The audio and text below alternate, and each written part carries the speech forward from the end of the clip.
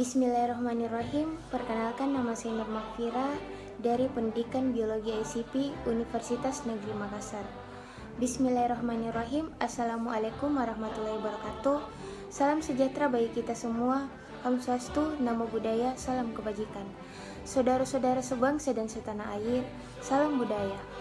Kita akan membahas tentang materi integrasi nasional dengan topik infrastruktur, keadilan sosial, dan integrasi bangsa.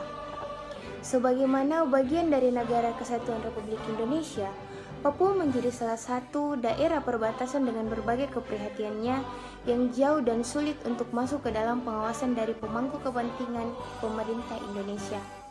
Dengan luas kurang lebih 312 km, penyebutan Papua pada narasi ini mencakup Provinsi Papua dan Papua Barat.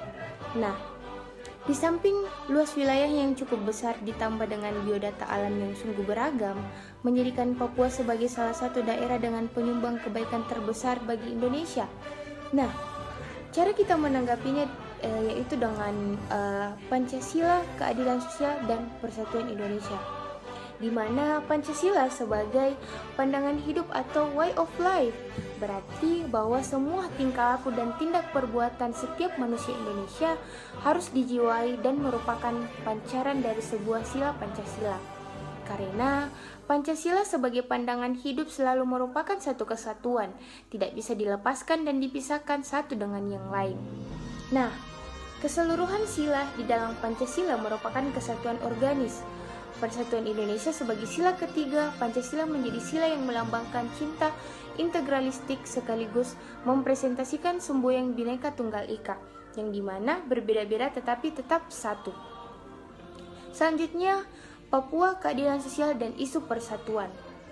Elias Paprindey, Ketua DPRD Papua 1974 sampai dengan 1977 dan Wakil Gubernur Papua 1977 sampai dengan 1982 dalam Maniagasi 2001 pernah menyatakan bahwa tuntunan kemerdekaan oleh masyarakat Papua disebabkan oleh perasaan tidak puas akibat ketidakadilan bagi rakyat Papua dalam pembangunan.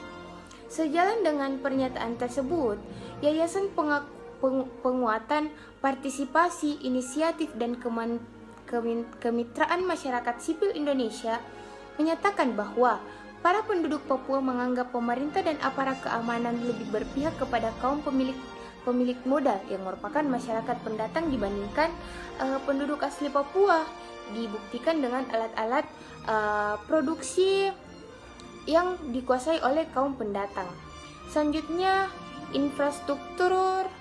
infrastruktur usaha pemerintah dalam memperjuangkan keadilan sosial, di mana Suryawasita 1989 menjelaskan bahwa fokus utama dari asas keadilan sosial sejatinya adalah pemberian fokus perhatian lebih pada nasib anggota masyarakat yang terbelakangan sehingga mereka juga dapat merasakan keadilan sosial sebagai bagian dari bangsa Indonesia.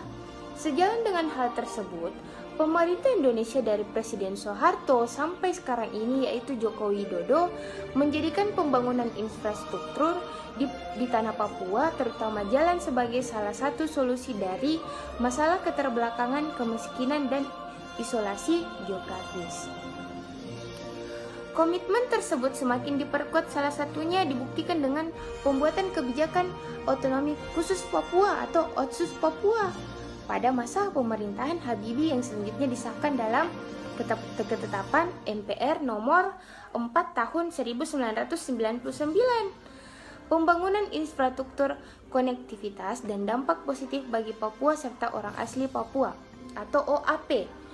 Dalam tulisannya Apadurai 1999 menjelaskan bahwa secara konseptual jalan mendorong proses globalisasi melalui pergerakan orang, komoditas kapital, dan informasi dari satu tempat ke tempat lainnya. Nah, dampak pembangunan infrastruktur yang tidak diharapkan. Di satu sisi, jalan sebagaimana sering dikampanyekan oleh Bank Dunia adalah seperti arteri, tempat ekonomi hidup, mengalir dan berdenyut. Ia menghubungkan produsen ke pasar, pekerja ke pekerjaan, siswa ke sekolah, pasien ke rumah sakit. Namun demikian, jalan juga memakan biaya sosial, utamanya polusi sampai deforestasi. Pada kasus ini setidaknya terdapat 3 masalah fundamental yang terjadi di Papua, yaitu ekonomi, pendidikan, dan kesehatan. Kita bisa lihat dari ekonomi. Dari segi ekonomi terdapat perubahan signifikan perilaku kegiatan bermasyarakat di Papua, khususnya OAP yang menetap di kawasan Pegunungan Tengah.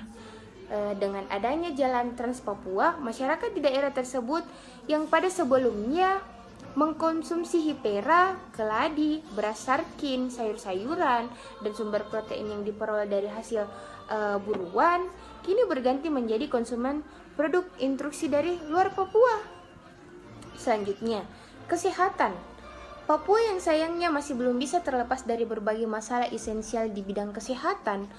Beberapa di antaranya berasal dari infrastruktur sosial berupa rumah sakit yang belum memadai, kekurangan tenaga medis, serta kesadaran OAP dalam menerapkan perilaku hidup sehat. Nah, selanjutnya, resolusi. Usaha yang dilakukan pemerintah Indonesia dalam mengatasi konflik yang terjadi antara Papua dan Indonesia lewat pembangunan sebenarnya sudah luar biasa. Hanya saja dalam penerapannya, kenyataan yang terjadi di lapangan kerap kali tidak sesuai dengan yang sudah direncanakan.